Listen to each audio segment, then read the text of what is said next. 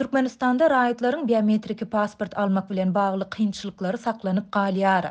Döwlet migrasiýa gullugynyň Balkan welaýatyndaky edarasy biometrik pasport almak isleýän raýatlaryň resmi namalaryny kabul etmegi wagtlaýyn besetdi.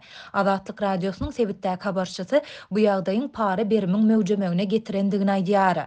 Bu aralykda garaşsyz neşir Lebap we Mary welaýatlarynyň migrasiýa edaralaryny biometrik pasport almak isleýän raýatlary oktyabr aýyna nowbat berilýändigine habar berýär.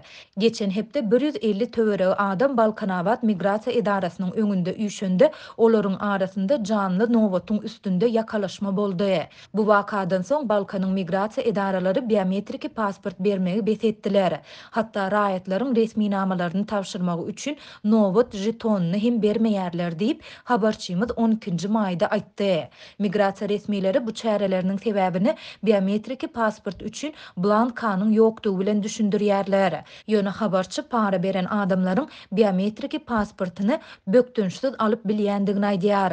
Migrasiýa gullugynyň Balkanabad we Gyzylarwat şahamçalary parahorluk edaralaryna öwrüldi diýip yerli ýaşaýjylaryň biri anonimlik şertinde habarçymyza aýtdy. Soňky aýlarda sebitde biometrik pasport almak isleýänleriň sany göz görteli artdy.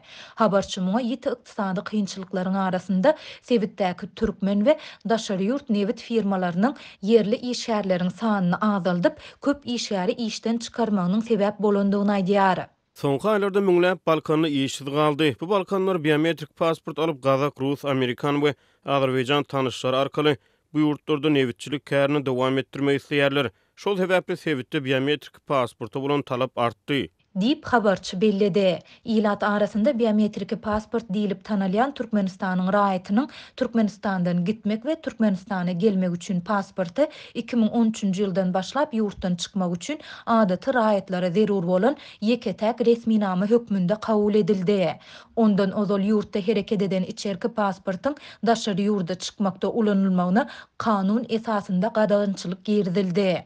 Bu aralykda Aşgabatda raýatlar biometrik pasporty bir aýyň dowamında alyp bilýärler. Ýöne goşa raýatlygy bolanlaryň biometrik pasport almak işi 2 aýa çekýär. Şol bir wagtda paýtagtdaky habarçymyz resmi namalary tapşyrmak üçin nowbata durmak işiniň 3 güne çenli dowam edip bilýändigini aýdýar.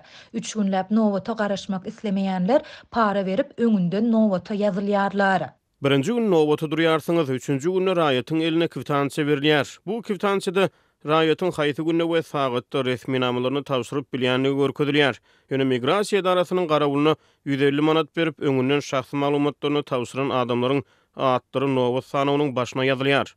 Dip habarçy belledi. Habarçy Aşgabatyň migrasiýa edarasynyň öňünde ýerden köp adamyň bolýandygyny, olaryň biometrik pasportlaryny almagy barýan raýatlardygyny aýdyp, 1 sagat geçen soň ol ýerde tas hiç kimin galmaýandygyny hem belledi. Aşgabatdan tapawutlukda Lebap we Mary welaýatlarynyň migrasiýa edaralarynda biometrik pasport almak isleýän raýatlary oktyabr aýyna nowbat berilýär. Garaşsyz Türkmen News neşriniň öz ýurt içindäki çeşmelerine salgylanyp 11-nji maýda çap eden maglumatyna görä, Mary we Türkmenabad şäherlerindäki migrasiýa edaralary raýatlara 5 aý soňa nowbat berilmeginiň sebäplerini düşündirmeýärler.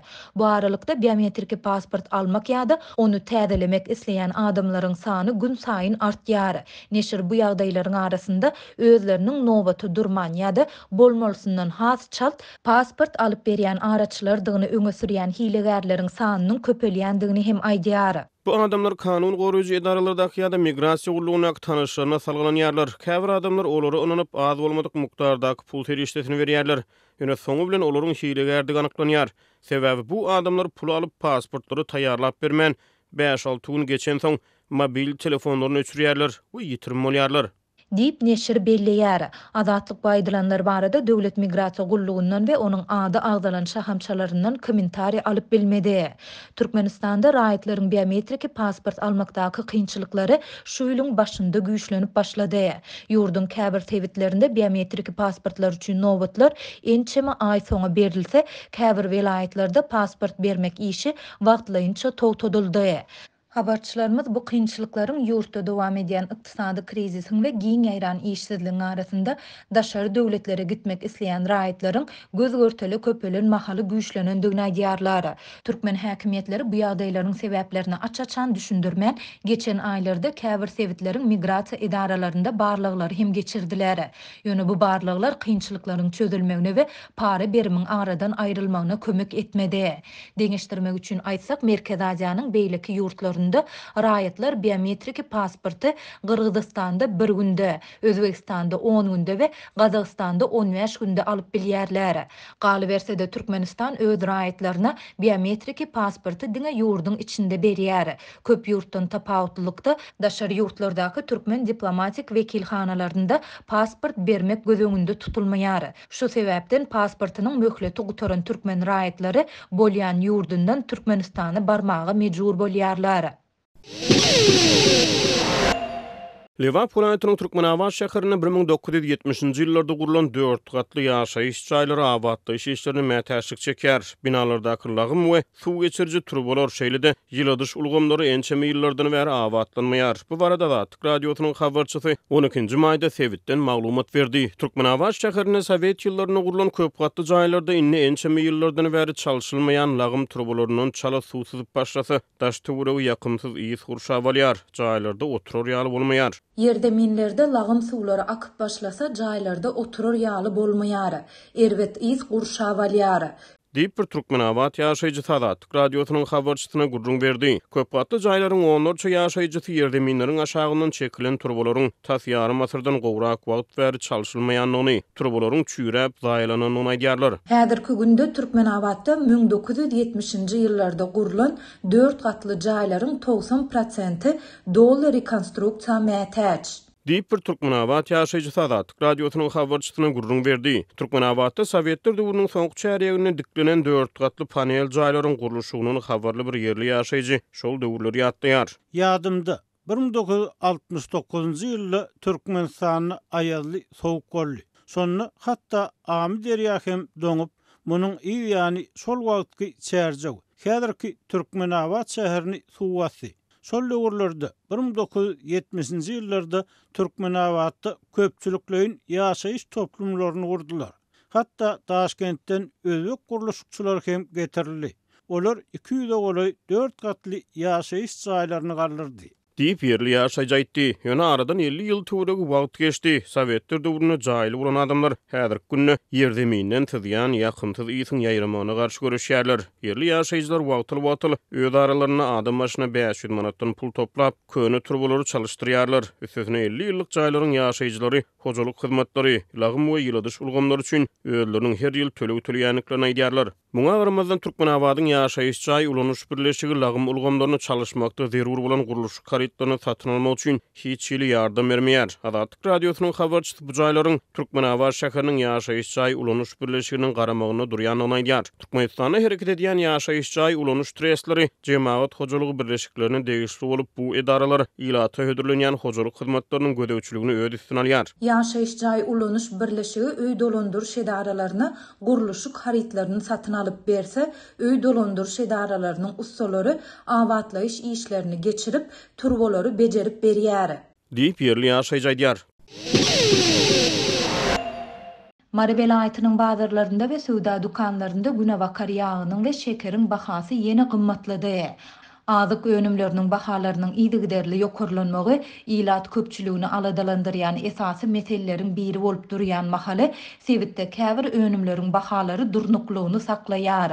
Soňky bir aýyň dowamında marda käbir azyk önümleriniň bahalary ýygyderli üýtgäp durýar. Şunlar günewakar ýagynyň we şekeriň bahasy ýokurlanýar. Geçen aýyň ahirinde 1 litri 20 manada. Käbir günlerde ondan hem aşaklan günewakar ýagy häzir 25 manada gymmatlanýar. Şekeriň 1 kilogramy bolsa 15 manatdan 18 manada ýokurlandy diýip Azatlyk radiosynyň Sewitdäki habarçysy 11-nji maýda aýtdy. Habarçy geçen aýda ýurdun käbir sewitlerinde şol sanda marda günewakar ýagynyň arzan bahadan satylandygyny ýatladyp, bu arzançylygyň sebäpleri barada hem maglumat berdi. Geçen aýda ýagy gutulap alanlar hem bar. Olaryň köpüsi ýagyň ulanyş möhletine seretmediler. Olar ýagyň arzandygy bilen gyzyklandylar. Ýöne, soňra olar bu ardançylyň ýagyň ulanyş möhletiniň tamamlanmagyna bir aýdan hem az wagtyň galandygy bilen baglanyşyklydygyny bilip galdylar. Dip habarçy bellidi. Adyk söwdegärleri soňky gymmatlamanyň sebäbini täze öndürilen günewakar ýagynyň gelip gowuşmagy bilen düşündirýärler. Olar şekeriň gymmatlamagynyň sebäplerini bolsa miweleriň ýetişmegi bilen baglanşdyrýarlar. Miweleriň ýetişmegi bilen olary şeker bilen gaýnadyp mürebbe edýänler köpelýär. Bu bolsa şekere bolan talabyň ýokarlanmagyna getirýär. Şekeriň bahasynyň ýene ýokarlanmagy ähtimal diýip ýerli söwdegär anonimlik şertinde aýtdy. Bu aralykda habarçy bir adyk önümlerinin bahalarının durnuklu bolmağında galyandygyny hem aýdyp, olaryň käbiriniň 11-nji maýda bazarlardaky bahalary barada hem maglumat berdi. Soğanyň 1 kilogramy 6 manat, kartoşka 8 manat, pomidor 12 manat, xiyar 6 manat, birinji sort un 10 manat bahalanýar. Tüýiniň bahasy hem durnuklu bolup, iň ardan tüýiniň 1 kilogramy 15 manatdan, iň gymmaty 50 manatdan satylýar. Dip habarçy bellidi. Türkmenistanda ykdysady kynçylyklaryň we giň ýaýran işsizligiň arasynda soňky ýyllarda azyk önümleriniň bahalarynyň her aýda diýen ýaly ýokarlanmagy ýylat köpçüligini aladalandyrýan esasy meseleleriň biri bolup durýar.